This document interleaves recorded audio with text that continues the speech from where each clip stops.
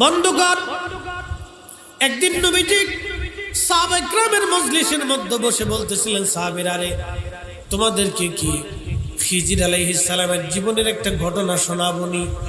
সাহাবীরা বলেন, হ্যাঁ ইয়া রাসূলুল্লাহ, বলেন। তখন নবীজি বলতেছিলেন, সাহাবীরা, ইমাম ইবনে কাসির আল বিদায়ার মধ্যে লেখেন, আল্লাহর নবী বললেন, সাহাবীরা রে, একদিন খিজির আলাইহিস সালাম তিনি পথ চলতে চলতে একটা বাজারে চলে গেলেন। বাজারের পাশে যাওয়ার পরে তখন একদিন একজন ব্যক্তি এসে, মুসাফির এসে খিজির আলাইহিস সালামের কাছে এসে বললেন, ও আল্লাহর বান্দা, আপনি দয়া করে আমাকে কিছু ভিক্ষা দেন, আমি বড় অভাবগ্রস্ত আছি, আপনি আমাকে দয়া করে কিছু ভিক্ষা দেন। খিজির আলাইহিস সালাম বলেন, আল্লাহর বান্দা,